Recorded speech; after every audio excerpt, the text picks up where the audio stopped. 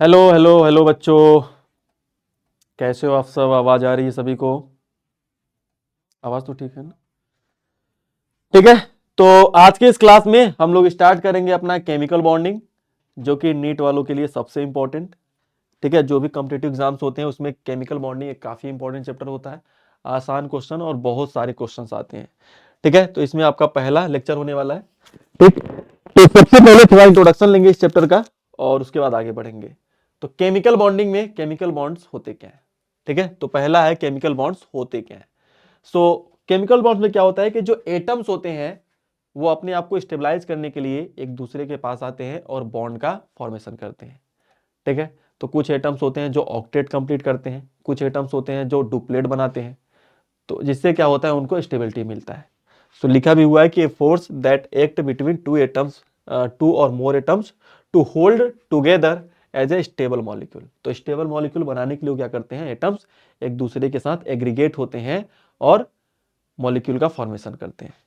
ठीक, सो इन A union of to और more atoms involving in the redistribution of electron among them. तो atoms का क्या होता है, रीयूनियन होता है और उस रीयूनियन में क्या होता है, इलेक्ट्रॉन्स का डिस्ट्रीब्यूशन होता है। एक एटम, कोई एटम इलेक्ट्रॉन लूज करेगा तो कोई एटम इलेक्ट्रॉन गेन करेगा, कोई एटम हो सकता है इलेक्ट्रॉन की शेयरिंग करे। ठीक है, तो इस तरीके से क्या होता है, वहां पर कोऑर्डिनेट बॉन्ड, कोवेलेंट बॉन्ड या आयनिक बॉन्ड का फॉर्मेशन होगा। तो इस तरीके से कंपाउंड जो एटम्स होते हैं एग्रीगेट होकर, कलेक्ट होकर एक मॉलिक्यूल का फॉर्मेशन करते हैं, जिससे उनको क्या मिलता है, स्टेबिलिटी मिलता है। So this process accompanied by the increase in energy। तो सिंपल सी बात है, एनर्जी को घटाना है, स्टेबिलिटी को बढ़ाना है। ठीक, तो क्या करना है कि एनर्जी को घटाना है तो स्टेबिलिटी क्या होगा, मॉलिक्यूल का बढ़ जाएगा। तो इसलिए क्या करते हैं, बॉन्डिंग करते हैं। तो decrease in the potential energy is directly proportional to the strength of bond. तो जब जो अपने एटम्स होते हैं वो जब एक दूसरे के पास में आते हैं तो उनका पोटेंशियल एनर्जी जो होता है वो घटता है और उनके बीच में जो बॉन्ड स्ट्रेंथ होता है वो बढ़ता है, वो स्टेबिलिटी की ओर बढ़ने लगते हैं। So therefore molecules are more stable than atom. तो जिसकी वजह से मॉलिक्यूल्स जो होते हैं वो एटम से ज्यादा स्टेबल होते हैं। ओके, सो अब बात करते हैं कि केमिकल बॉन्ड में केमिकल बॉन्ड कितने टाइप के होते हैं। तो यहां पर केमिकल बॉन्ड का क्लासिफिकेशन है। तो केमिकल बॉन्ड को जनरली दो टाइप से क्लासिफाई किया जाता है। एक बॉन्ड वो होते हैं जो काफी स्ट्रांग होते हैं, जिसको हम लोग क्या बोलते हैं, स्ट्रांग बॉन्ड। और एक बॉन्ड होता है जिसको हम लोग बोलते हैं वीक बॉन्ड, वीकर बॉन्ड्स होते हैं। तो जो स्ट्रांग बॉन्ड होते हैं वो कौन से होते हैं, जहां पर जो बॉन्ड एनर्जी हो लगभग इंटर एटॉमिक जो बॉन्ड एनर्जी हो लगभग 200 किलो जूल पर मोल, और यहां पर जो बॉन्ड एनर्जी होता है बहुत ही कम होता है, 2 to 42 किलो जूल पर मोल होता है। ठीक है, सो ये क्या होता है, स्ट्रॉन्ग बॉन्ड होता है और ये क्या होते हैं, वीकर बॉन्ड होता है। इस एनर्जी के रेंज में वीकर बॉन्ड, और अगर ये एनर्जी का रेंज है तो स्ट्रॉन्गर बॉन्ड होगा। तो स्ट्रॉन्गर बॉन्ड की कैटेगरी में कौन से आते हैं, पहला होता है आयनिक बॉन्ड, दूसरा होता है कोवेलेंट बॉन्ड, उसके बाद आता है अपना कोऑर्डिनेट बॉन्ड, और फिर होता है लास्ट मेटालिक बॉन्ड। तो अगर हम लोग बात करें आयनिक बॉन्ड, तो आयनिक बॉन्ड में क्या होता है, एटम क्या करता है, इलेक्ट्रॉन लूज करता है। एक एटम अपना इलेक्ट्रॉन लूज करता है और दूसरा एटम उस इलेक्ट्रॉन को गेन करता है। जैसे कि कोई एटम है और ये किस लिए करते हैं, आयनिक बॉन्ड, जो आयनिक स्पीसीज होते हैं वो क्या करते हैं, इलेक्ट्रॉन लूज करते हैं for completion of octet, octet को कंप्लीट करने के लिए। और कोई इलेक्ट्रॉन, कोई जो एलिमेंट एटम होता है वो इलेक्ट्रॉन गेन करता है किस लिए, ताकि उसका ऑक्टेट कंप्लीट हो और वो स्टेबल हो जाए। तो जैसे कि कोई स्पीसीज है ए, इसने क्या किया, एक इलेक्ट्रॉन गेन किया, तो इलेक्ट्रॉन गेन करेगा तो कन्वर्ट हो जाएगा, या तो पहले यहां पर इलेक्ट्रॉन इसमें से निकालते हैं। तो जब किसी स्पीसीज एटम से इलेक्ट्रॉन निकालेंगे तो ये केटायन में कन्वर्ट हो जाएगा। और फिर अगर हम लोग क्या करते हैं, इसी इलेक्ट्रॉन को किसी दूसरे एटम को देते हैं जैसे बी को, तो ये एनायन में कन्वर्ट हो जाएगा। फिर उसके बाद ये केटायन और एनायन के बीच में क्या होगा, इलेक्ट्रोस्टैटिक फोर्स ऑफ अट्रैक्शन। तो यहाँ पे पॉजिटिव चार्ज है, यहाँ पर नेगेटिव चार्ज है, तो पॉजिटिव चार्ज क्या करेगा, नेगेटिव चार्ज को अट्रैक्ट करेगा। तो इस तरीके से इनके बीच में क्या होगा, आयनिक बॉन्ड का फॉर्मेशन होगा। तो इनके बीच का जो इंट्रैक्शन होता है आयनिक इंट्रैक्शन, जो कि इलेक्ट्रोस्टैटिक फोर्स ऑफ अट्रैक्शन होता है, उसको हम लोग बोलते हैं आयनिक बॉन्ड, स्ट्रॉन्गर बॉन्ड होता है। दूसरा होता है कोवेलेंट बॉन्ड। कोवेलेंट बॉन्ड में क्या होता है, इलेक्ट्रॉन की शेयरिंग होता है। कोई एक एटम होता है इलेक्ट्रॉन शेयर करके ऑक्टेट को कंप्लीट करना चाहता है। जैसे एटम ए हो गया, इसके पास एक इलेक्ट्रॉन है, एक एटम बी हो गया, इसके पास एक इलेक्ट्रॉन है। तो ये क्या करेंगे, अपने इलेक्ट्रॉन को शेयर करेंगे, बीच में रखेंगे और यहाँ पर इनके बीच में बॉन्ड का फॉर्मेशन होगा। तो इस तरीके से यहाँ पर कोवेलेंट बॉन्ड का फॉर्मेशन होता है। तो कोवेलेंट बॉन्ड में क्या होता है, इलेक्ट्रॉन की शेयरिंग होता है। जब एक एक इलेक्ट्रॉन की शेयरिंग होता है तो सिंगल बॉन्ड, दो दो इलेक्ट्रॉन की शेयरिंग होगा तो डबल बॉन्ड, और तीन तीन इलेक्ट्रॉन की शेयरिंग होगा तो covalent bond, triple bond. Next बात करते हैं कोऑर्डिनेट बॉन्ड। कोऑर्डिनेट बॉन्ड किसको बोलते हैं, तो कोऑर्डिनेट बॉन्ड में क्या होता है कि जो बॉन्डिंग, जो अपना कोऑर्डिनेट बॉन्ड होता है वो एक स्पेशल टाइप का बॉन्ड होता है कोवेलेंट का। कोवेलेंट का ही एक स्पेशल टाइप है। इसमें इलेक्ट्रॉन का शेयरिंग होता है, बट ध्यान क्या रखना है कि यहाँ पर जो शेयरिंग का इलेक्ट्रॉन होता है वो किसी एक एटम का होता है। जैसे कि यहाँ पर एक एटम ए है, इसके पास है लोन पेयर ऑफ इलेक्ट्रॉन, और एक दूसरा एटम बी है, इसके पास है वैकेंट ऑर्बिटल। तो ये क्या करेगा, अपने दोनों इलेक्ट्रॉन को इसके वैकेंट ऑर्बिटल में डोनेट कर देगा और क्या बना लेगा, इस तरीके से कोवेलेंट बॉन्ड बना लेगा। इसको दिखाने का तरीका ये होता है। बाकी इसको आप इस तरीके से दिखा सकते हैं। यहां पर जो शेयरिंग का इलेक्ट्रॉन है वो एटम ए का है, ध्यान रखना है। जो शेयरिंग का इलेक्ट्रॉन है ये बॉन्ड में, वो एटम ए का है। तो इस टाइप के बॉन्ड को कोऑर्डिनेट बॉन्ड बोलते हैं। नेक्स्ट आता है मेटालिक बॉन्ड। जो मेटल्स होते हैं वो क्या करते हैं, इलेक्ट्रॉन लूज करते हैं, उनके पास इलेक्ट्रॉन लूज करने की टेंडेंसी होता है। तो बहुत सारे मेटल्स इलेक्ट्रॉन लूज करके एक आयनिक क्रिस्टल का, एक मेटालिक क्रिस्टल का फॉर्मेशन करते हैं। और वो मेटल्स के बीच में क्या होता है, इंटरेक्शन काम करता है, क्योंकि जो अपना मेटालिक क्रिस्टल होगा उसमें मेटालिक आयन भी होंगे, इलेक्ट्रॉन्स भी होंगे। तो उनके बीच में एक strong electrostatic force of attraction होगा, मेटालिक बॉन्ड का फॉर्मेशन होगा।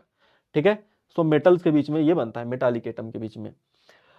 अब नेक्स्ट आता है वीकर बॉन्ड की बात करें तो वीकर बॉन्ड कौन से होते हैं, दो टाइप के होते हैं। एक होता है हाइड्रोजन बॉन्ड और दूसरा होता है van der Waals force of attraction.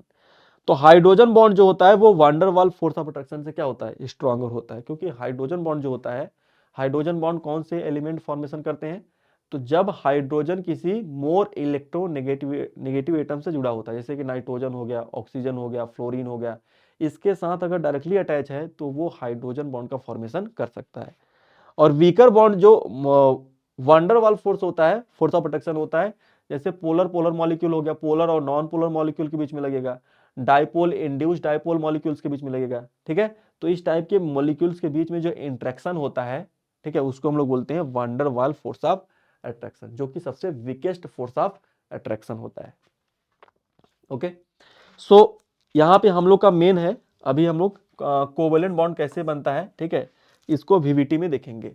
और सबसे पहले लुईस का जो अप्रोच था, जिसको हम लोग कोजेल लुईस अप्रोच बोलते हैं फॉर केमिकल बॉन्ड को समझने के लिए, केमिकल बॉन्ड को समझने के लिए लुईस का जो अप्रोच है कोजेल का, उसको देखते हैं। ठीक, तो ये क्या बोलते हैं कि every atom has tendency to complete its octet. बोल रहे हैं कि हर एक एटम के पास अपने ऑक्टेट को कंप्लीट करने का टेंडेंसी होता है।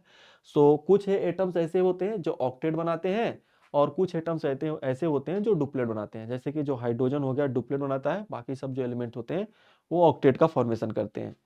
ठीक है, तो ये कैसे करेंगे, तो या तो इलेक्ट्रॉन का शेयरिंग करके ऑक्टेट कंप्लीट करेंगे, या कंप्लीट ट्रांसफर इलेक्ट्रॉन्स का, इलेक्ट्रॉन का कंप्लीट ट्रांसफर करके ऑक्टेट को कंप्लीट करेंगे।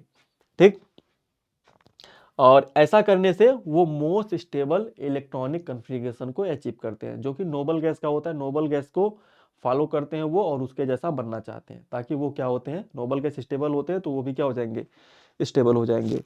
सो ऑब्वियस ऑक्टेट रूल यहाँ पर देखेंगे तो ये ऑक्टेट रूल को फॉलो कर रहा है। क्यों, क्योंकि यहाँ पर ऑक्सीजन के पास, ऑक्सीजन जो होता है ये ऑक्टेट बनाता है, इसके पास 8 इलेक्ट्रॉन हो गए, और जबकि हाइड्रोजन डुप्लेट बनाता है, तो ये मॉलिक्यूल क्या है, स्टेबल भी है, ऑक्टेट भी कंप्लीट है। तो ये हमारा ऑक्टेट रूल को फॉलो कर रहा है। बट अगर इसमें देखेंगे तो यहाँ पे क्लोरीन का ऑक्टेट तो कंप्लीट है, ये ऑक्टेट बना रहा है, ये क्लोरीन एटम भी ऑक्टेट बना रहा है, बट ब्लोरीन जो है, बोरान जो है, इसके पास केवल 4 इलेक्ट्रॉन है, और ये मॉलिक्यूल क्या है, स्टेबल भी है। तो ये ऑक्टेट रूल को फॉलो नहीं करता। तो सारे मॉलिक्यूल्स, जरूरी नहीं है कि ऑक्टेट रूल को फॉलो करें, कुछ मॉलिक्यूल्स ऐसे भी होते हैं जो ऑक्टेट रूल को फॉलो नहीं करते। तो कौन कौन से होते हैं यहाँ पर लिखा गया है। So exceptions of octet rule, exam में क्वेश्चन आए हुए हैं इस पे बेस्ड। ठीक है, तो ये पता होना चाहिए कि पहला है कि इनकम्प्लीट ऑक्टेट मॉलिक्यूल्स, तो ऐसे मॉलिक्यूल्स जिनके सेंट्रल एटम के पास इनकम्प्लीट ऑक्टेट, ऑक्टेट नहीं होता कंप्लीट, लेस देन 8 इलेक्ट्रॉन होते हैं और स्टेबल भी होते हैं, तो ऐसे मॉलिक्यूल को हम लोग क्या बोलते हैं, अपना इनकम्प्लीट ऑक्टेट मॉलिक्यूल। ठीक है, जैसे यहाँ पे अगर बात करोगे BF3 में, तो यहाँ पर इसके सेंट्रल एटम बोरान के पास 6 इलेक्ट्रॉन है, यहाँ पे अल्युमिनियम के पास इसके ऑक्टेट में 6 इलेक्ट्रॉन है, इसके इस सेंट्रल एटम के पास भी 6 इलेक्ट्रॉन है, इसके पास बेरिलियम के पास 4 इलेक्ट्रॉन है। तो यहाँ पर ये ऑक्टेट न बनाने के बावजूद भी क्या है, स्टेबल है। तो यहाँ पर ये ऑक्टेट रूल फॉलो नहीं कर रहे फिर भी स्टेबल है। तो ये कुछ एक्सेप्शन है ऑक्टेट रूल के।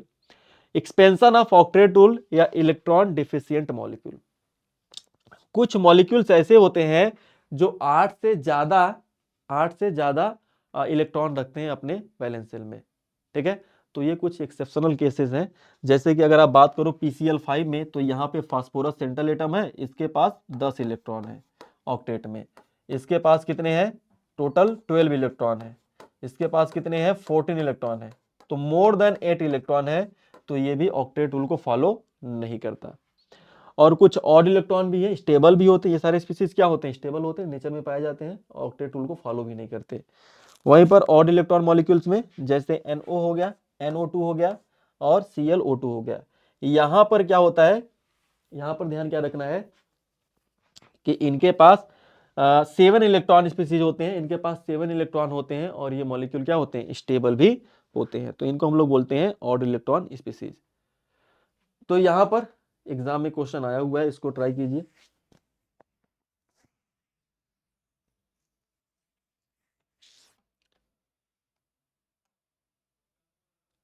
क्या बोल रहा है, बोल रहा है कि among the following the number total number of species not having 8 electron around central atom in its octet, 2023 में आया था नीट में।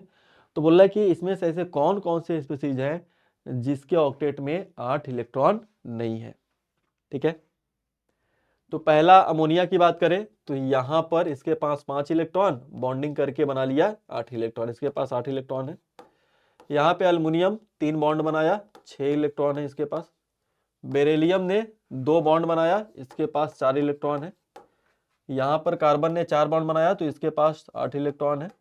और फास्फोरस ने 5 बॉन्ड बनाया तो टोटल इसके पास 10 इलेक्ट्रॉन है।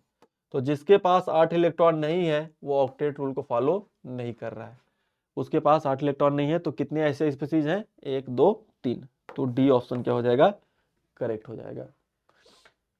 ठीक है, एग्जाम में भी आया हुआ है। तो अब बात करते हैं सबसे पहला बॉन्ड जिसका नाम है कोवेलेंट बॉन्ड। तो कोवेलेंट बॉन्ड क्या होता है, कोवेलेंट बॉन्ड जो बनता है उसमें इलेक्ट्रॉन्स की शेयरिंग होता है, इलेक्ट्रॉन के शेयरिंग से जो बॉन्ड बनता है उसको हम लोग कोवेलेंट बॉन्ड बोलते हैं। तो जैसे कि यहाँ पर लिखा हुआ है कि covalent bond is formed by the mutual sharing of electron, electron के म्यूचुअल शेयरिंग से बनता है। 2 एटम्स ऑफ इलेक्ट्रोनेगेटिव एलिमेंट, तो जनरली जो कोवेलेंट, ध्यान रखना है कि जनरली जो कोवेलेंट बॉन्ड बनता है वो नॉन मेटल्स के बीच में बनता है। ठीक है, क्योंकि जो मेटल्स और नॉन मेटल्स होते हैं वो आयनिक बॉन्ड का फॉर्मेशन करते हैं, और कोवेलेंट बॉन्ड जो होते हैं उसमें क्या होता है, शेयरिंग ऑफ इलेक्ट्रॉन होता है। और कुछ ऐसे आयनिक कंपाउंड भी होते हैं जिसमें कोवेलेंट कैरेक्टर दिखता है। ठीक है, जिसको हम लोग फजांस रूल में समझते हैं। फजांस रूल बताता है कि जब आयनिक कंपाउंड में भी कोवेलेंट कैरेक्टर आ जाता है तो उसको हम लोग फजांस रूल में पढ़ेंगे। ठीक है, सो यहाँ पर जैसे अपना H2 मॉलिक्यूल है, इसने क्या किया, एक एक इलेक्ट्रॉन का शेयरिंग किया, एक एक इलेक्ट्रॉन का शेयरिंग किया और अपना H2 मॉलिक्यूल का फॉर्मेशन किया। ठीक है, यहाँ पर ऑक्सीजन ने क्या किया, 2 इलेक्ट्रॉन के शेयरिंग किया, इसके ऑक्सीजन के पास 6 इलेक्ट्रॉन होते हैं, 2 इलेक्ट्रॉन इधर, इसका 2 इलेक्ट्रॉन इधर, तो इसके पास भी 8 इलेक्ट्रॉन हो गए और इसके पास भी 8 इलेक्ट्रॉन हो गए। तो 2 इलेक्ट्रॉन का शेयरिंग हो रहा है, तो यहाँ पर क्या बनेगा, डबल बॉन्ड बनेगा। ठीक है, और यहाँ पर अगर हम लोग बात करें तो कितने इलेक्ट्रॉन का शेयरिंग हो रहा है, नाइट्रोजन का 3 इलेक्ट्रॉन, एक नाइट्रोजन का 3 इलेक्ट्रॉन, दूसरे नाइट्रोजन का 3 इलेक्ट्रॉन, तो 3 इलेक्ट्रॉन का शेयरिंग हो रहा है, तो यहाँ पर ट्रिपल बॉन्ड का फॉर्मेशन होगा। तो यहाँ पर सिंगल बॉन्ड बनेगा जब एक एक इलेक्ट्रॉन का शेयरिंग होगा, 2 इलेक्ट्रॉन का शेयरिंग होगा तो डबल बॉन्ड बनेगा, और जब 3 इलेक्ट्रॉन का शेयरिंग होगा तो ट्रिपल बॉन्ड बनेगा। जो सिंगल बॉन्ड होता है उसमें 1 सिग्मा होता है, और जो आपका डबल बॉन्ड होता है उसमें 1 सिग्मा और 1 पाई होता है, और जो ट्रिपल बॉन्ड होता है इसमें 2 पाई और 1 सिग्मा होता है। ठीक है, तो ये बेसिक बातें आपको पता होना चाहिए। ठीक। सो तो इसको बोलते हैं हम लोग कोवेलेंट बॉन्ड, जहां पे क्या होता है, इलेक्ट्रॉन की शेयरिंग होता है। जैसे ये एक एटम ये हो गया, ये एटम भी हो गया, इसके पास एक इलेक्ट्रॉन है, इसके पास एक इलेक्ट्रॉन है, तो इन्होंने क्या किया, अपने इलेक्ट्रॉन को शेयर किया एक दूसरे के साथ और क्या किया, कोवेलेंट बॉन्ड का फॉर्मेशन कर लिया। तो जो शेयरिंग का इलेक्ट्रॉन रहेगा वो बीच में रहेगा, ठीक, दोनों एटम के बीच में रहेगा। तो इसी कोवेलेंट बॉन्डिंग को पूरा हम लोग डिटेल में समझते हैं किसके थ्योरी से, वैलेंस बॉन्ड थ्योरी से। तो वैलेंस बॉन्ड थ्योरी ये बताता है कि कैसे एटॉमिक ऑर्बिटल एक दूसरे के साथ कंबाइन होकर बॉन्ड का फॉर्मेशन करते हैं। ठीक है, तो जो वैलेंस बॉन्ड थ्योरी होता है वो कोवेलेंट बॉन्ड को एक्सप्लेन करता है कि मॉलिक्यूल्स में जो एटम्स होते हैं एक दूसरे के साथ कैसे कोवेलेंट बॉन्ड का फॉर्मेशन करते हैं। तो इसको सीखने से आपको बॉन्ड स्ट्रेंथ, बॉन्ड एंगल, बहुत सारी चीजें हाइब्रिडेशन के बारे में समझ में आएगा। ठीक है, तो सारे पोस्टुलेट्स यहाँ पर एक एक करके लिखा गया है कि मेन पोस्टुलेट जो है इस थ्योरी के, उसके बारे में बात करें। To form a covalent overlap occur between the half filled cell and orbital of the two atom.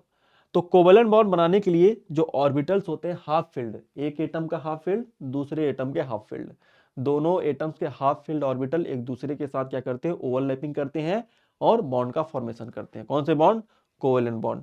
ठीक है, तो resulting bond acquire a pair of electron with opposite spin to get stability। तो एक एटम का एक electron, दूसरे atom का दूसरा इलेक्ट्रॉन अपोजिट स्पिन में एक दूसरे के साथ पेयरिंग करके बॉन्ड का फॉर्मेशन करेंगे फॉर गेटिंग स्टेबिलिटी के लिए। So orbitals come closer to each other form the direction in which there is the maximum overlap.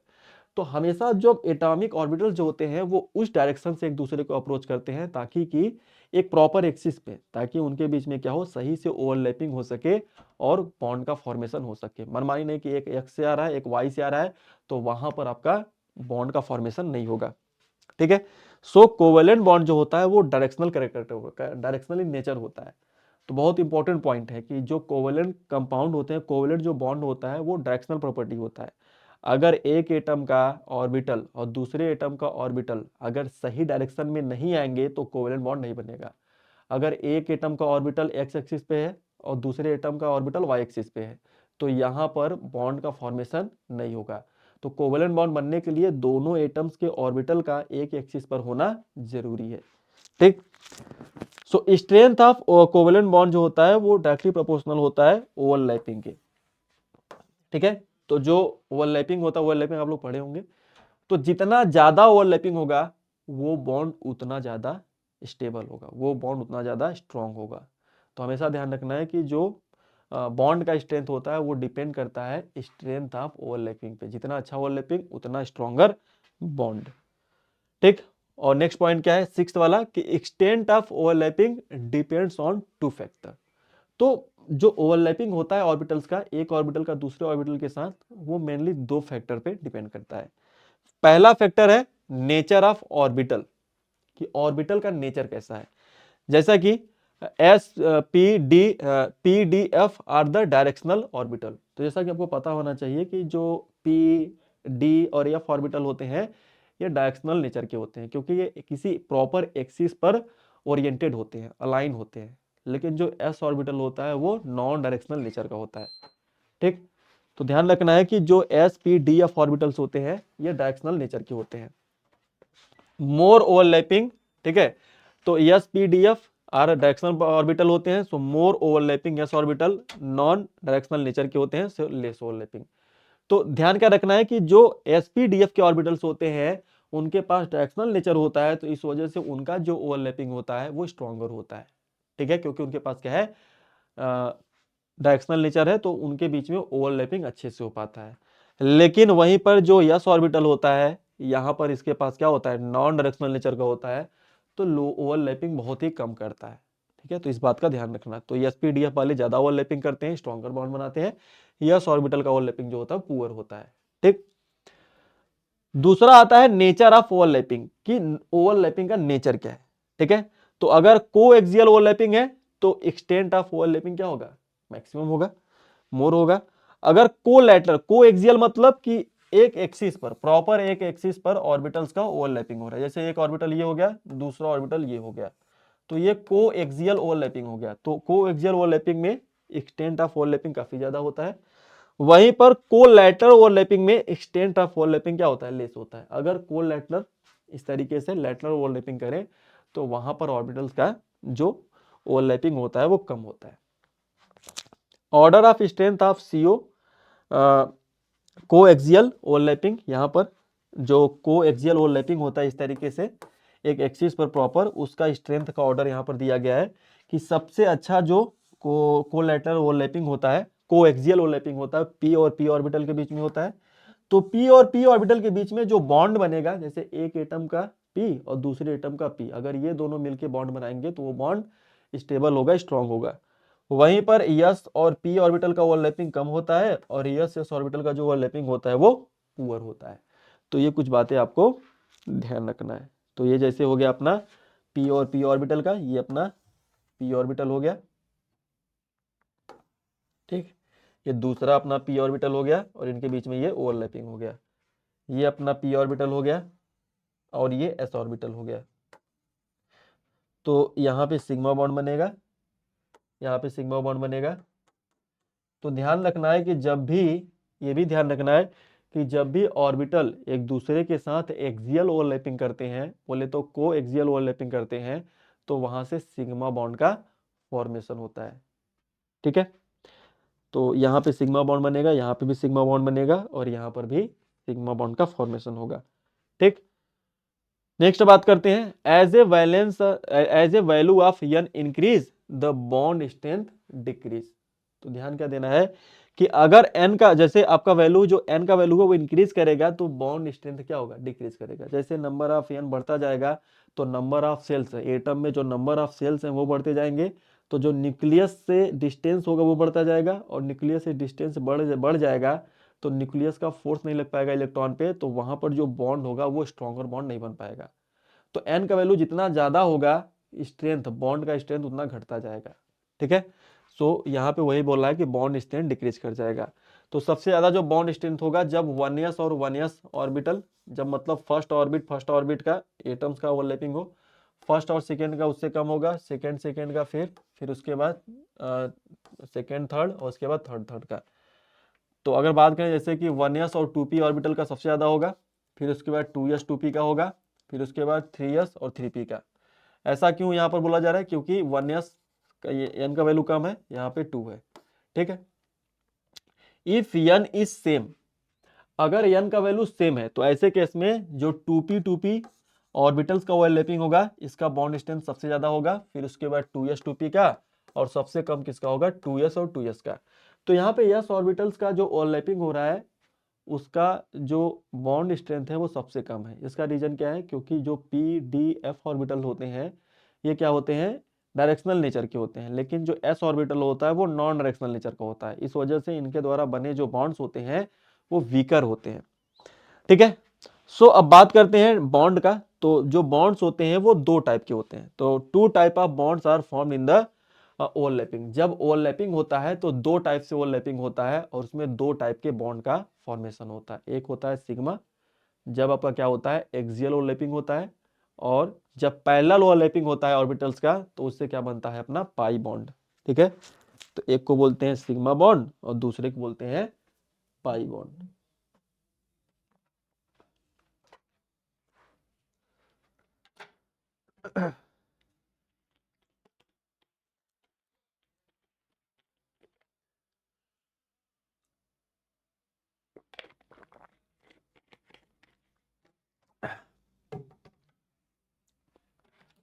ठीक है, तो अब देखते हैं सिग्मा बॉन्ड क्या होता है।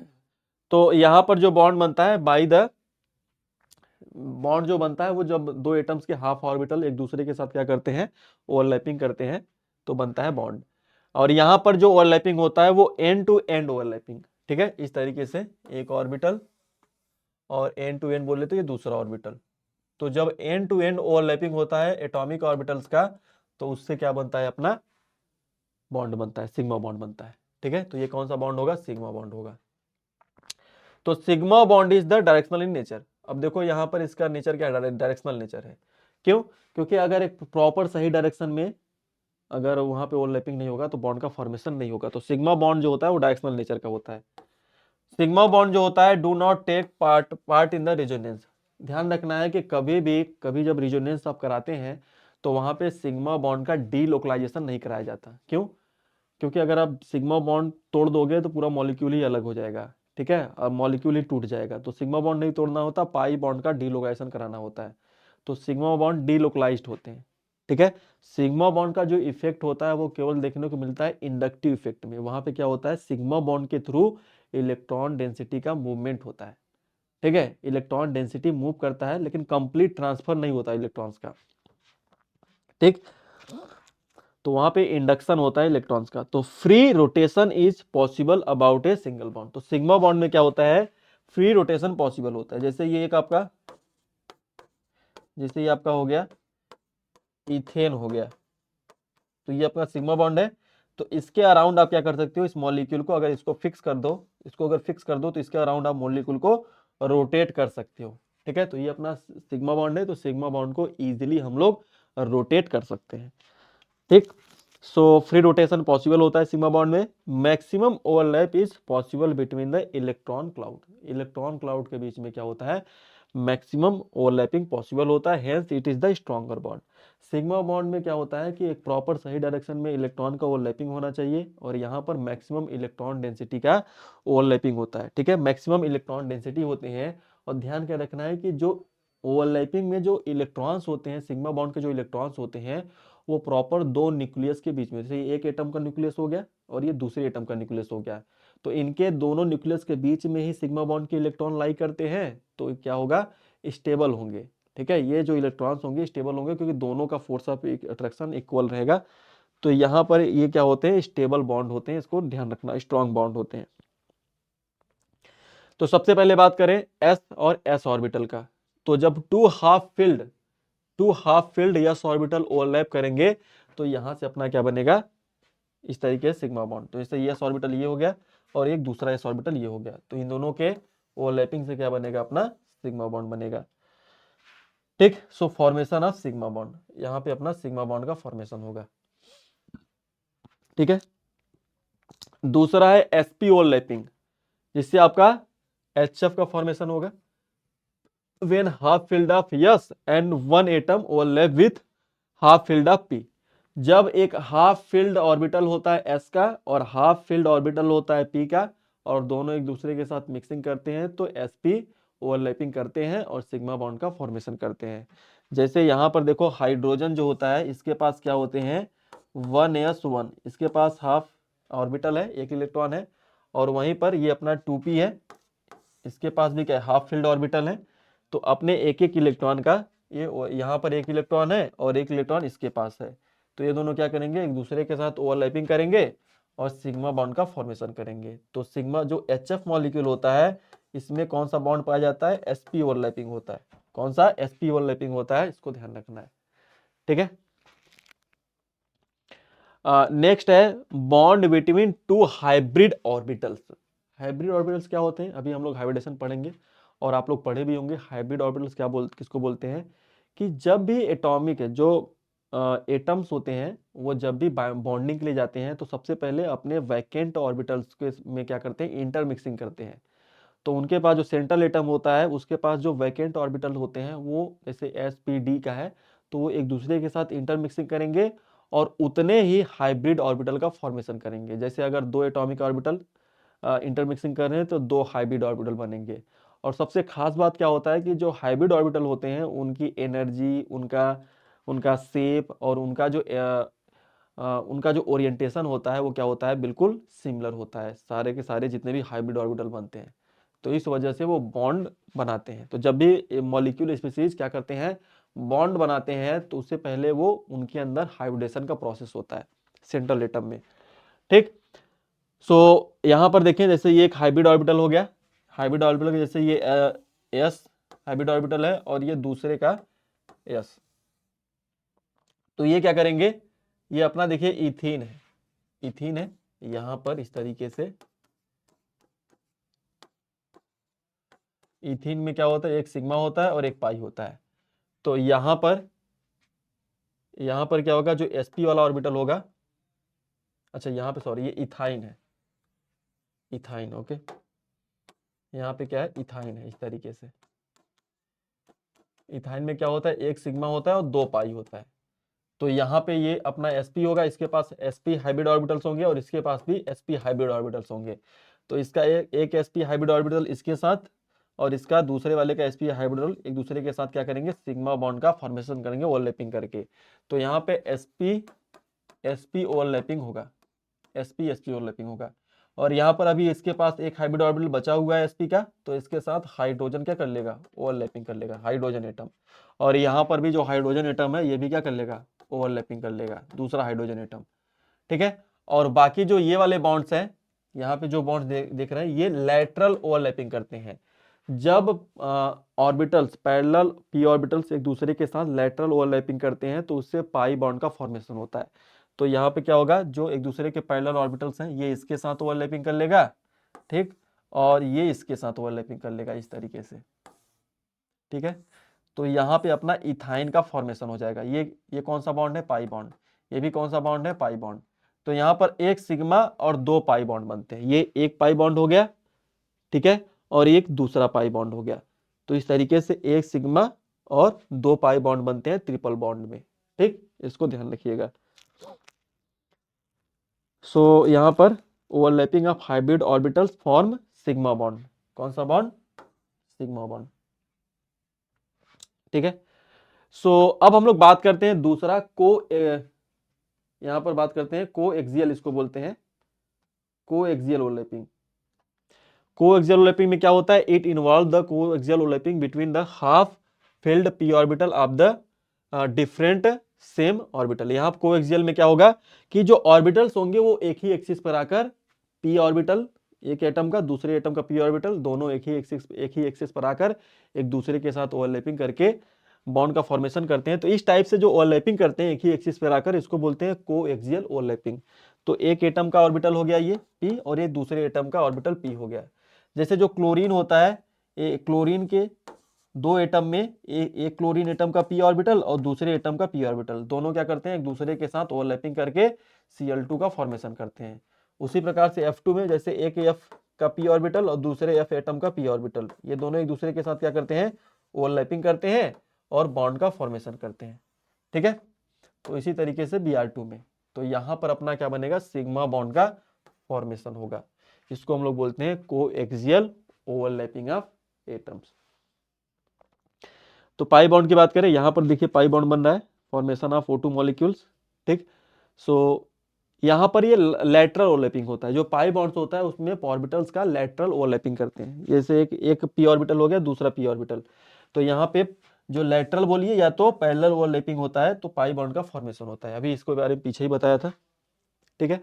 सो पाई बॉन्ड और सिग्मा बॉन्ड में क्या डिफरेंस होता है, जो पाई बॉन्ड होता है वो फॉर्म होता है एक्सियल ओवरलैपिंग से, और जो पाई बॉन्ड सिग्मा बॉन्ड होता है वो एक्सियल ओवरलैपिंग से, और पाई बॉन्ड फॉर्म होता है अपना साइड बाय साइड ओवरलैपिंग से। ठीक है, मतलब पैरेलल ओवरलैपिंग से। तो पाई सिग्मा बॉन्ड में क्या होता है, यहाँ पर sp ss और sp और pp ऑर्बिटल का ओवरलैपिंग होता है और हाइब्रिड हाइब्रिड ऑर्बिटल्स का।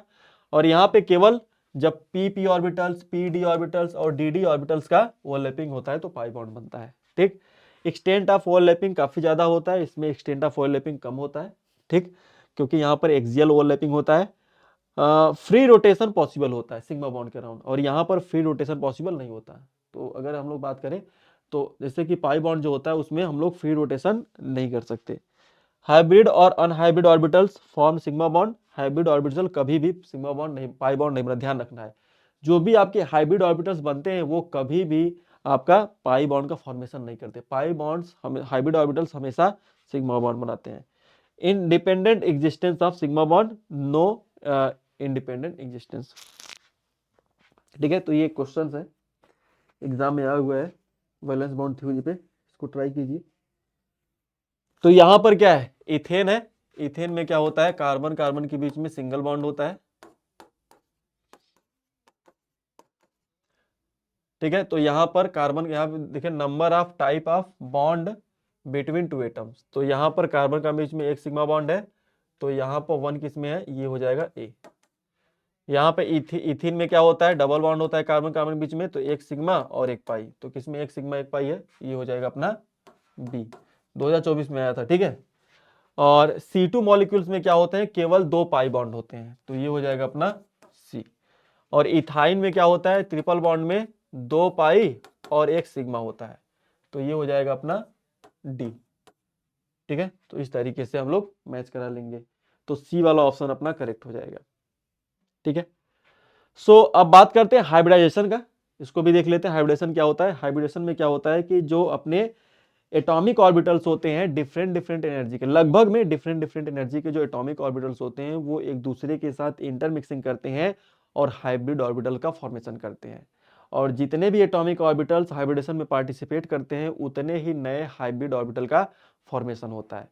ठीक है, जैसे कि अपना अगर एक एस एक पी ऑर्बिटल के साथ इंटरमिक्सिंग करेगा तो यहाँ पर बनेगा 2 sp के हाइब्रिड ऑर्बिटल। अगर एक एस 2 p ऑर्बिटल के साथ मिक्सिंग करेगा तो बनाएगा यहाँ पर 3 sp2 के ऑर्बिटल। ठीक है, अगर एक एस 3p ऑर्बिटल के साथ इंटरमिक्सिंग करेगा तो बनाएगा 4 sp3 हाइब्रिड ऑर्बिटल। ठीक है, तो mixing of different shape and approximate equal energy atomic orbitals and redistribution of energy to form new orbitals of shape. तो जब भी यहाँ पे खास बात क्या होता है कि जो हाइब्रिड ऑर्बिटल्स बनते हैं उनका एनर्जी, उनका शेप, उनका ओरिएंटेशन, उनकी सिमेट्री सब क्या होता है, इक्वल होता है। ठीक है, these new orbitals called hybrid orbitals and phenomena is known as the hybridization. ठीक है, सो जैसे कि ये एक एग्जांपल लेते हैं, जैसे ये अपना s ऑर्बिटल हो गया और ये अपना p ऑर्बिटल हो गया। तो जब s और p ऑर्बिटल इंटरमिक्सिंग करेंगे तो 2 हाइब्रिड ऑर्बिटल बनेंगे इस तरीके के। जो हाइब्रिड ऑर्बिटल होते हैं वो कुछ इस तरीके से दिखते हैं, ये इस तरीके से 2 हाइब्रिड ऑर्बिटल बनेंगे और इसका नाम क्या होगा, sp। क्या नाम होगा, sp। इसी तरीके से अगर आप एक s लेते हो और 2 p लेते हो तो यहां पर क्या बन जाएगा अपना, एक s लेते हो और 2 p लेते हो तो क्या बनेगा, 3 बनेंगे इस तरीके के, इस तरीके के हाइब्रिड ऑर्बिटल बनेंगे 3। इसका नाम क्या होगा, sp2। ठीक, तो इस तरीके से हाइब्रिडेशन का प्रोसेस होता है। तो पोस्टुलेट कुछ कैरेक्टरिस्टिक्स क्या है हाइब्रिडेशन के। So hybridisation is the mixing of atomic orbital not electron, electron का नहीं, ऑर्बिटल का इंटरमिक्सिंग होता है। ठीक है, जिसमें क्या होते हैं in hybridisation fully filled, half filled and empty orbitals take place. Fully filled भी हो सकते हैं, हाफ फिल्ड भी हो सकते हैं और एम्प्टी ऑर्बिटल्स भी क्या कर सकते हैं, वहां पे पार्टिसिपेट करते हैं हाइब्रिडेशन में। तो ये स्ट्रक्चर होता है हाइब्रिड ऑर्बिटल, कुछ इस तरीके से दिखाते हैं हम लोग। ठीक है, generally so number of hybrid orbitals form in the always in equivalent to number of the atomic orbital participate in the process। तो participate करते हैं जितने हाइब्रिडेशन में प्रोसेस में उतने ही हाइब्रिड ऑर्बिटल का फॉर्मेशन होता है। So each hybrid orbital have 2 lobes.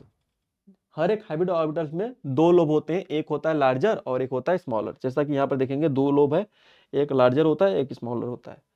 ठीक है, so bond form by the large lobe, लेकिन जो बॉन्ड का फॉर्मेशन करता है वो लार्ज लोब जो होता है वो बॉन्ड का फॉर्मेशन करता है।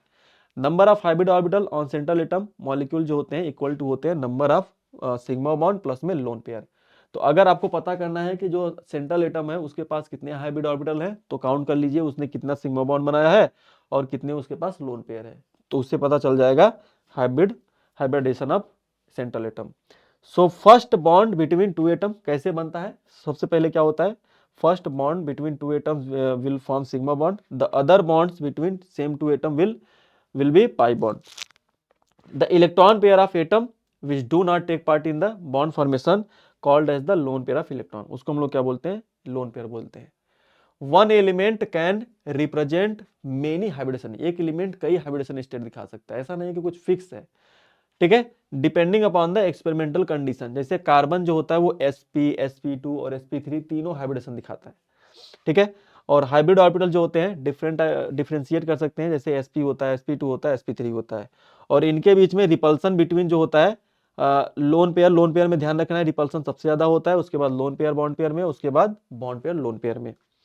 ठीक है, और डायरेक्शनल प्रॉपर्टी जो होता है हाइब्रिड ऑर्बिटल में वो ज्यादा होता है एटॉमिक ऑर्बिटल से, इस वजह से हाइब्रिडेशन का प्रोसेस होता है। Form stronger bond, stronger sigma bond का फॉर्मेशन भी हाइब्रिड ऑर्बिटल्स करते हैं। तो जो डायरेक्शनल प्रॉपर्टी होता है different hybrid orbitals will have the following. तो यहाँ पे अगर हम डायरेक्शनल प्रॉपर्टी की बात करें तो सबसे ज्यादा अपना sp3d में d3 में होगा, उसके बाद होगा sp3d2 में होगा, उसके बाद sp2d में होगा, उसके बाद sp में होगा, उसके बाद sp2 और उसके बाद sp में। तो सबसे ज्यादा जो डायरेक्शनल प्रॉपर्टी होता है इस वाले ऑर्बिटल में होता है, sp3d वाले में, d3। ठीक, तो यहाँ पे number of lone pair, number of hybrid orbital कैसे कैलकुलेट करते हैं उसके बारे में लिखा गया है। तो सबसे पहले कैसे क्या, जो भी आपका मॉलिक्यूल है उसके पास जो सेंट्रल एटम है वैलेंस इलेक्ट्रॉन काउंट कीजिए, फिर देखिए सराउंडिंग एटम कितने हैं, total number of surrounding atom monovalent, और यहाँ पर प्लस माइनस जो साइन रहेगा, अगर उसके ऊपर माइनस साइन रहेगा तो प्लस, प्लस रहेगा तो माइनस, जो चार्ज को बता रहा है। तो अगर उसके ऊपर चार्ज है मॉलिक्यूल के ऊपर तो V क्या है, total number of valence electron, और उसके बाद यहाँ पर electron in the central atom, और वहीं पर surrounding atom, total number of ऐसे सराउंडिंग एटम हो गया। ठीक है, और C क्या है, चार्ज ऑन एटम। ठीक, सो अगर आप हाइब्रिडेशन निकालते हो यहाँ पर, जैसे कि अगर उसमें मॉलिक्यूल में 2 बॉन्ड पेयर 0 लोन पेयर है तो हाइब्रिडेशन क्या होता है, sp होता है। 3 bond pair 0 lone pair, sp2 hybridization. 4 bond pair 0 lone pair, sp3। 5 है तो sp3d, 6 है तो sp3d। तो इस तरीके से ध्यान रखना है कि यहाँ पर लोन पेयर 0 है, तो यहाँ पर जो आपका स्ट्रक्चर आता है, ज्योमेट्री आता है, वो रेगुलर ज्योमेट्री होता है, उसमें कोई रिपल्सन का फंडा नहीं होता, क्योंकि एक्स में लोन पेयर क्या है, 0 है। ओके, सो यहाँ पर जैसे कि अगर आपका sp हाइब्रिडेशन है तो ध्यान रखना है कि उसका ज्योमेट्री क्या होता है, लीनियर होता है। sp2 है तो ट्राइगोनल प्लेनर, sp3 है तो टेट्राहेड्रल, sp3d है तो ट्राइगोनल बाइपिरामिडल, sp3d2 है तो ऑक्टाहेड्रल, sp3d3 है तो पेंटागोनल बाइपिरामिडल। तो आपको ये ध्यान रखना है कि अगर आपके पास केवल 2 बॉन्ड पेयर है तो sp3 बॉन्ड पेयर है। अगर टोटल स्टेरिक नंबर की बात करें, यहाँ पर अगर मैं लिखूं टोटल स्टेरिक नंबर, तो इसको भी काउंट करके आप निकाल सकते हैं। तो यहाँ पे स्टेरिक नंबर जो आएगा इसके केस में 2 + 0 कितना आएगा, 2 आएगा। 3 + 0 कितना आएगा, 3 आएगा। यहाँ पर 4 आएगा, 5 आएगा, 6 आएगा, 7 आएगा। ठीक है, तो स्टेरिक नंबर से भी कैलकुलेट कर सकते हैं। अगर यहाँ पे लोन पेयर होता तो ये चेंज हो जाता, इसको अभी हम लोग आगे देखेंगे। ठीक, सो जब लोन पेयर नहीं होगा तो फिर ज्योमेट्री क्या होगा उसकी बात कर लिए। और यहाँ पे अब हम लोग बात करते हैं कुछ पोस्टुलेट्स हैं हाइब्रिडेशन के, इसको आप लोग जानते होंगे, पढ़े होंगे। ठीक, अच्छा ये आपका है वस्पर थ्योरी का, यहाँ पर ध्यान रखना, ये वस्पर थ्योरी है आपका, ये आपका वस्पर थ्योरी, यहाँ पर लिखा होना चाहिए वस्पर थ्योरी। ठीक है, यहाँ पे लिख देंगे।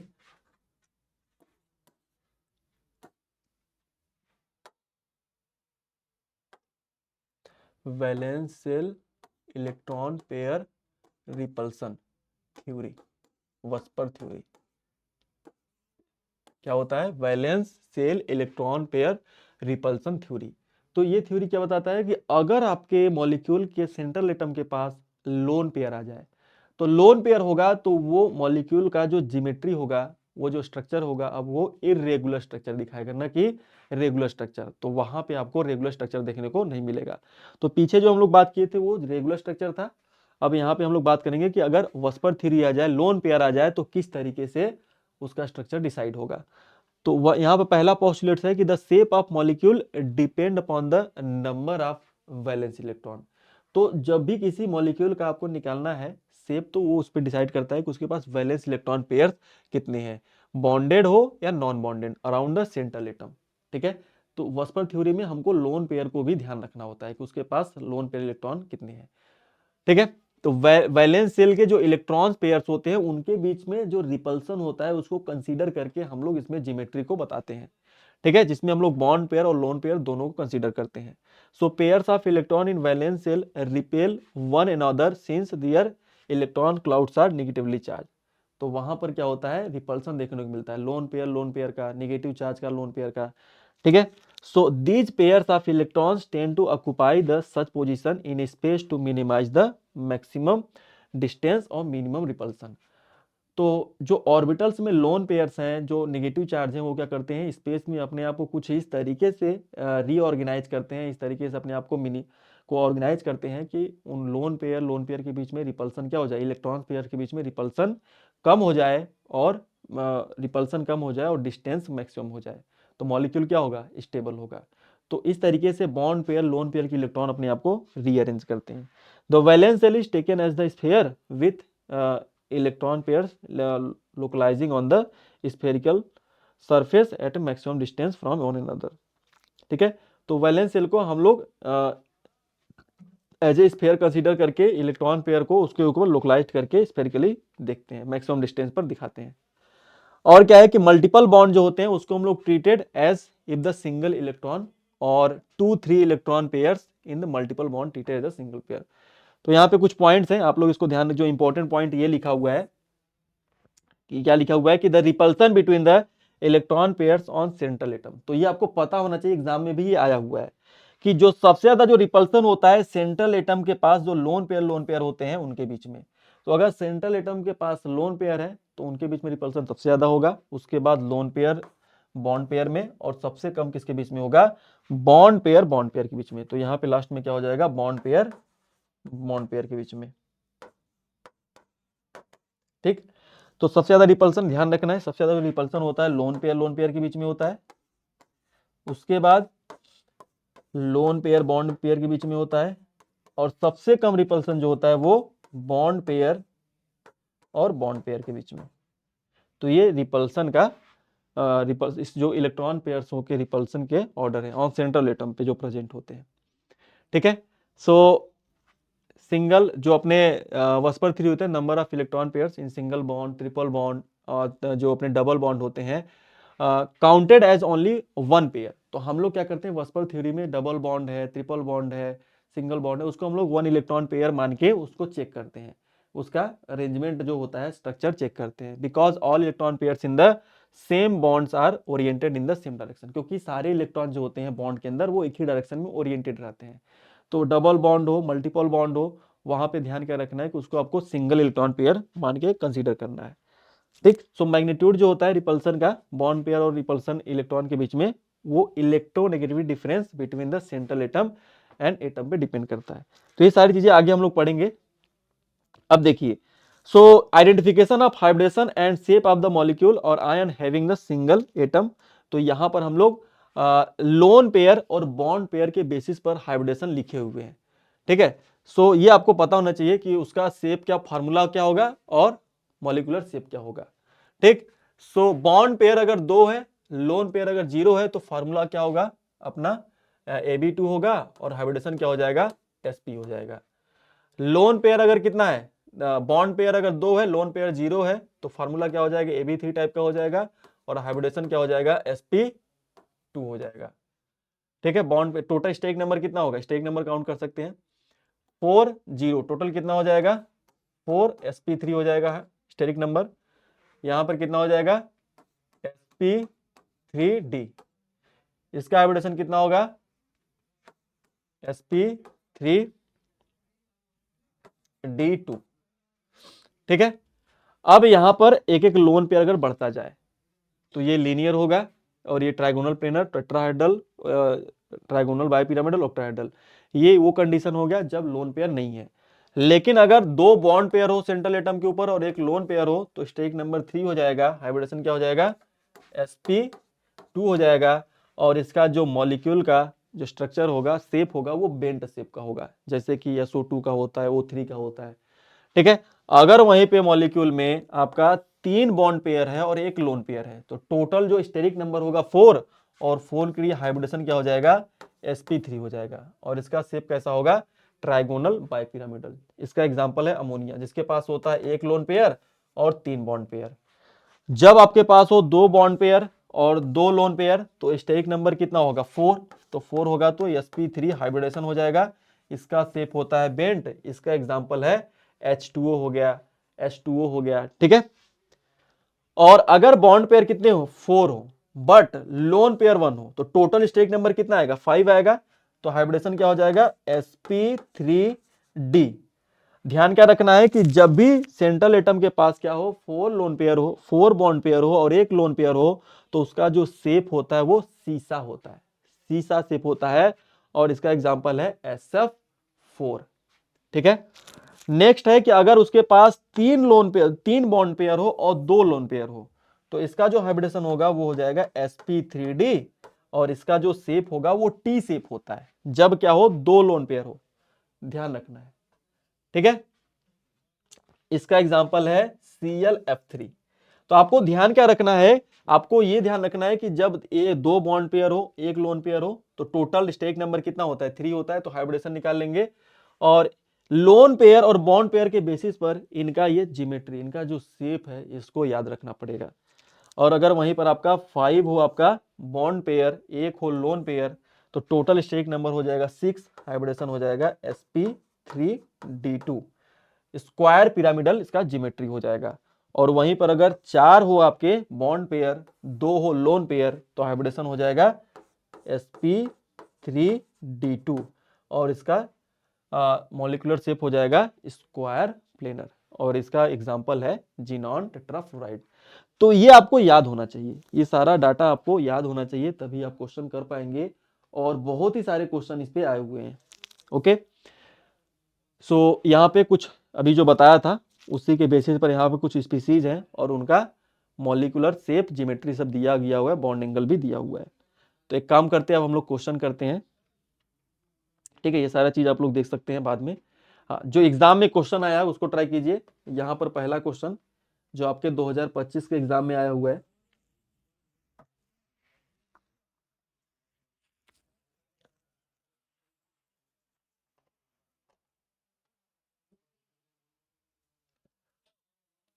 ठीक है, जो अभी पीछे कॉन्सेप्ट पढ़े थे उसी के बेसिस पे होगा, ट्राई करें आप लोग। तो पहला देखिए क्या है, पहला XeO3। तो यहाँ पे हम लोग पहले इसका काउंट करते हैं कि इसके पास कितने बॉन्ड पेयर हैं, कितने लोन पेयर हैं, फिर उससे हमको पता चल जाएगा स्टेरिक नंबर क्या है। तो जो जेनॉन होता है, जेनॉन के पास होते हैं 8 वैलेंस इलेक्ट्रॉन। कितने होते हैं, 8 वैलेंस इलेक्ट्रॉन होते हैं। और जो ऑक्सीजन होता है वो दो दो इलेक्ट्रॉन का पेयरिंग करेगा। तो अगर दो दो इलेक्ट्रॉन पेयरिंग कर लिया ऑक्सीजन, ठीक है, तो जेनॉन के पास कितने बच गए, 3 बॉन्ड पेयर हो जाएंगे, और यहां पर एक लोन पेयर हो जाएगा। क्या हो जाएगा, एक लोन पेयर हो जाएगा। 3 बॉन्ड पेयर और एक लोन पेयर, क्योंकि 2 वैलेंस इलेक्ट्रॉन बच जाएंगे, तो एक लोन पेयर हो जाएगा। स्टेरिक नंबर कितना आ जाएगा, 4। हाइब्रिडेशन क्या बोलेंगे, sp3। और जब हाइब्रिडेशन sp3 हो और उसके पास एक लोन पेयर और 3 बॉन्ड पेयर होते हैं, तो उसका शेप क्या होता है, उसका शेप क्या होता है, sp3 पिरामिडल शेप होता है। ठीक है, तो इस तरीके से ये अपना ए ऑप्शन हो जाएगा। ओके, दूसरा देखिए क्या है, XeF2। यहां पे अगर आप चेक करोगे तो जो जेनॉन है इसने 2 बॉन्ड बनाया हुआ है फ्लोरीन के साथ। तो इसमें जो बॉन्ड पेयर होंगे, इधर काउंट करते हैं, इसमें जो बॉन्ड पेयर होंगे, 2 बॉन्ड पेयर होंगे। तो बॉन्ड पेयर अगर 2 हो गए तो लोन पेयर कितने बचे, वैलेंस इलेक्ट्रॉन बचे 6, 3 हो जाएंगे लोन पेयर।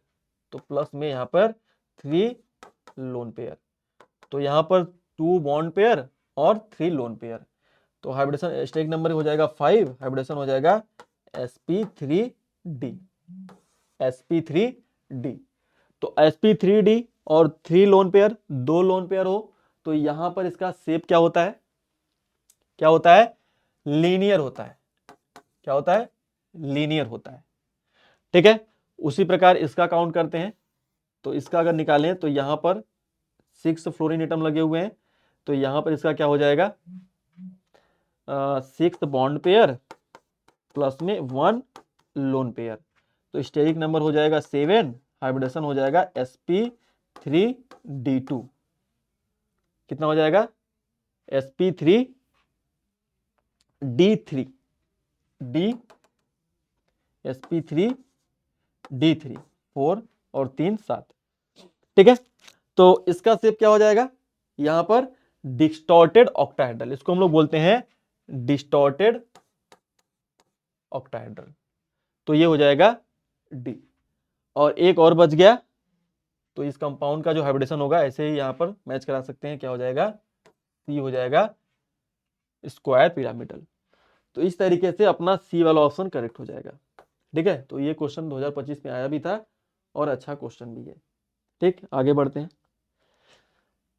ये क्वेश्चन ट्राई कीजिए।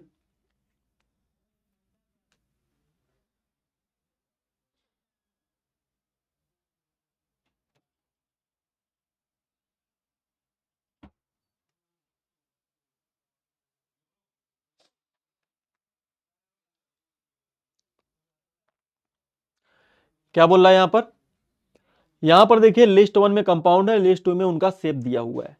तो सबसे पहले अमोनिया, अमोनिया में होता है एक लोन पेयर और 3 बॉन्ड पेयर, हाइब्रिडेशन होता है sp3। तो अगर एक लोन पेयर हो और 3 बॉन्ड पेयर हो तो steric number 4 hybridisation sp3, shape क्या हो जाएगा इसका, इस तरीके से ट्राइगोनल बाई पिरामिडल। तो ये अपना ए हो जाएगा। ठीक है, दूसरा उसी प्रकार से निकालेंगे। दूसरा क्या हो जाएगा, यहां पर देखिए ब्रोमीन है, ये ब्रोमीन के पास 7 वैलेंस इलेक्ट्रॉन और यहां पर इसने 5 बॉन्ड बना लिया, तो 5 बॉन्ड पेयर और प्लस में 1 लोन पेयर। तो स्टेक नंबर कितना होगा 6, तो sp3d2। जब आपका हाइब्रिडेशन sp3d2 हो और 5 बॉन्ड पेयर एक लोन पेयर होता है तो उसका शेप कैसा होता है, स्क्वायर पिरामिडल। तो ये हो जाएगा बी। ठीक है, नेक्स्ट ट्राई करेंगे। यहां पे क्या है, यहां पे अपना 4 बॉन्ड पेयर और प्लस में 2 लोन पेयर, यहां पे एक लोन पेयर है, यहां पे 2 लोन पेयर, तो हाइब्रिडेशन क्या आ जाएगा sp3d2। तो यहां पर अपना स्क्वायर प्लेनर इसका शेप हो जाएगा, तो ये हो जाएगा सी। और लास्ट वाले का हो जाएगा डी, यहां पर क्या होंगे sp3d2, ऑक्टाहेड्रल का होता है, इसमें 0 लोन पेयर 6 बॉन्ड पेयर। ठीक है, तो ये केवल ऐसा है कि जो ज्योमेट्री, इसका जो ज्योमेट्री शेप होगा वो कैसा होगा, इसका जो ज्योमेट्री होगा रेगुलर शेप में होगा, बाकी सब इरेगुलर शेप में होंगे। ठीक है, डिस्टॉर्टेड होंगे। तो अपना कौन सा ऑप्शन करेक्ट हो जाएगा, ए वाला ऑप्शन करेक्ट हो जाएगा। अगला क्वेश्चन क्या बोल रहा है, खुद से ट्राई करें एक बार।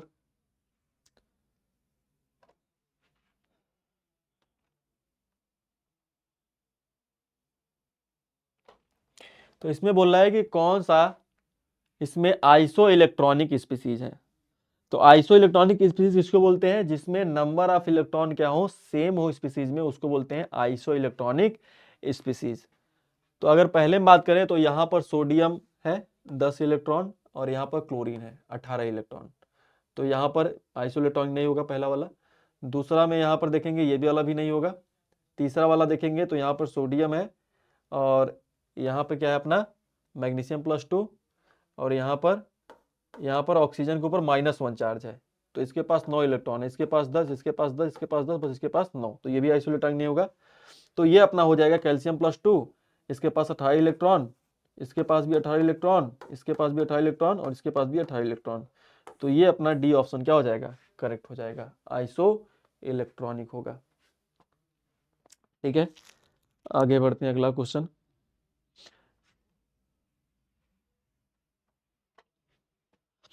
ठीक है, तो इसको आप लोग घर पे ट्राई करिए कुछ को होमवर्क में। और ये वाला जैसे क्वेश्चन कीजिए कि BF3 planar and electron deficient compound, hybridization and number electron around the central atom क्या होगा।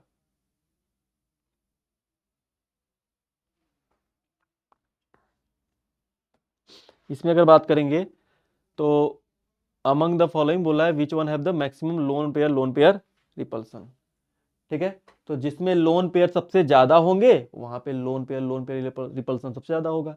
तो केवल इसमें क्या कैलकुलेट करना है कि लोन पेयर किसमें सबसे ज्यादा है, जो सेंट्रल एटम है। तो अगर पहले वाले में बात करें तो यहाँ पर 7 होते हैं वैलेंस इलेक्ट्रॉन, 3 बॉन्ड हो गया, तो 3 बॉन्ड पेयर और यहाँ पर कितने हो जाएंगे 2 लोन पेयर। इसमें बात करें तो 5 बॉन्ड पेयर और 1 लोन पेयर। इसमें बात करेंगे तो 4 बॉन्ड पेयर 1 लोन पेयर। और इसमें बात करेंगे तो 2 बॉन्ड पेयर और 3 लोन पेयर। तो जिसमें लोन पेयर सबसे ज्यादा होंगे उसमें रिपल्सन भी सबसे ज्यादा होगा। तो जो अपना डी वाला है कंपाउंड, इसमें रिपल्सन सबसे ज्यादा होगा क्योंकि लोन पेयर सबसे ज्यादा है। तो डी ऑप्शन क्या हो जाएगा, करेक्ट हो जाएगा।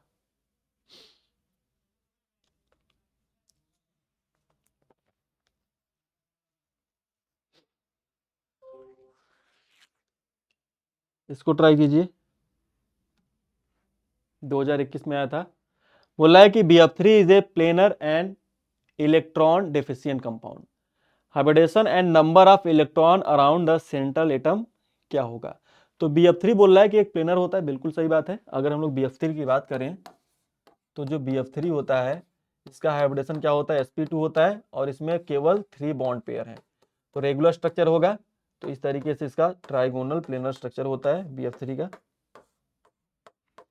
तो बोल रहा है कि नंबर यहाँ पर हाइब्रिडेशन क्या हो जाएगा इसका, sp3 sp2, और यहाँ पे पूछा है number of electrons around the central atom. Central atom के अराउंड इलेक्ट्रॉन्स कितने होंगे, तो 2 2 4 2 6, कितने इलेक्ट्रॉन्स होंगे, 6 इलेक्ट्रॉन। तो इस तरीके से sp2 और 6 इलेक्ट्रॉन, तो सी ऑप्शन क्या हो जाएगा, करेक्ट हो जाएगा। ठीक है। सो एक क्वेश्चन ये है,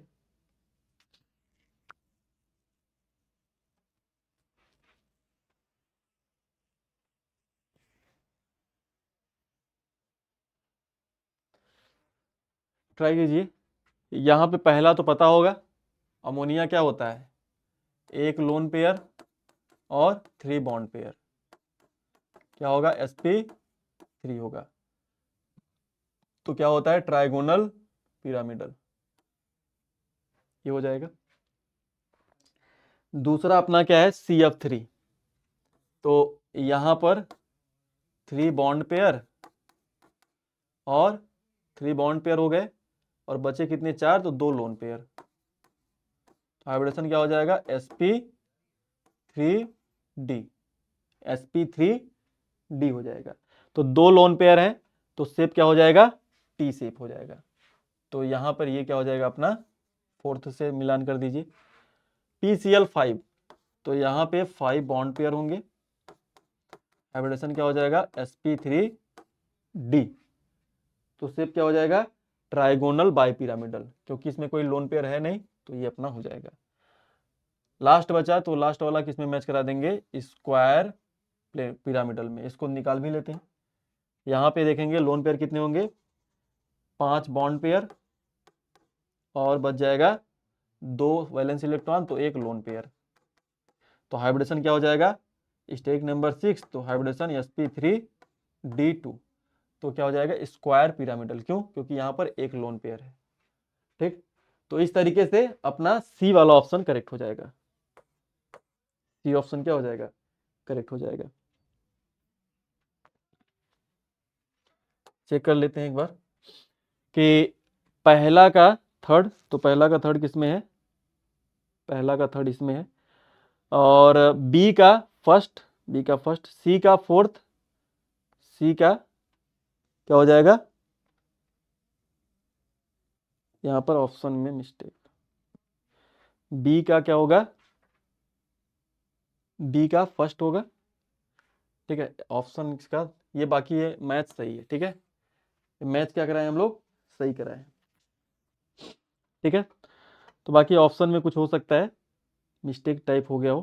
ठीक है, तो इसको देख लीजिएगा, ये जो इसका मैचिंग कराए हम लोग, जब आपका एक लोन पेयर 3 बॉन्ड पेयर होता है तो sp3 और ट्राइगोनल पिरामिडल, CF3 में यहाँ पर 3 बॉन्ड पेयर 2 लोन पेयर है, तो शेप कैसा हो जाएगा, ट्राइगोनल टी शेप हो जाएगा, 2 लोन पेयर है। तो PCl5 में ये क्या हो जाएगा, sp3d, ये तो ट्राइगोनल बाई पिरामिडल हो जाएगा, और यहाँ पर BF5 में ये अपना अपना क्या हो जाएगा, स्क्वायर पिरामिडल हो जाएगा।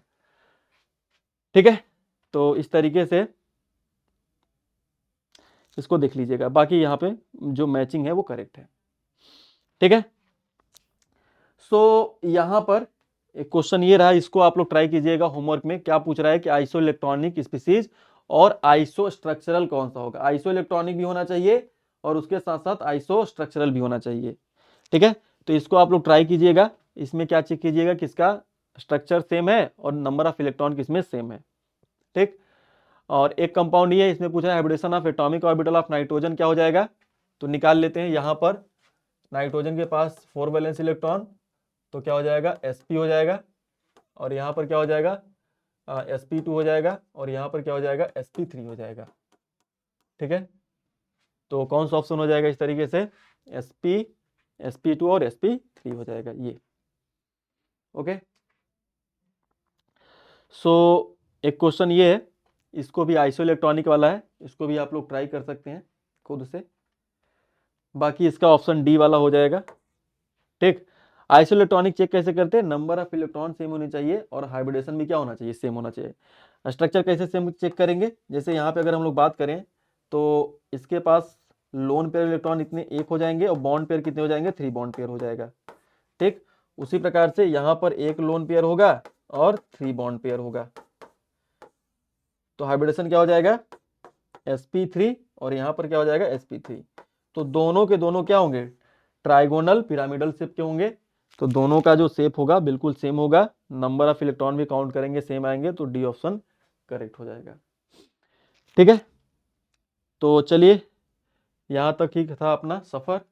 आई होप आप लोग को सॉल्यूशन समझ में आएगा। तो अगले क्लास में हम लोग एमओटी डायग्राम क्या होता है और जो बॉन्ड्स पैरामीटर्स होते हैं जैसे बॉन्ड लेंथ, बॉन्ड एनर्जी, ठीक है, एक अपना होता है डाइपोल मोमेंट जो कि काफ़ी इंपॉर्टेंट है, एग्जाम में क्वेश्चन भी आता है, और उसी में फिर अगले क्लास में हम लोग अपना आयनिक बॉन्ड के कुछ प्रॉपर्टी देखेंगे, जैसे कि फजांस रूल सबसे इंपॉर्टेंट टॉपिक है उसका, आयनिक बॉन्ड का। ठीक है, तो इन सारी चीज़ों को अगले क्लास में देखते हैं। तब तक के लिए thank you so much, bye bye, take care सभी को।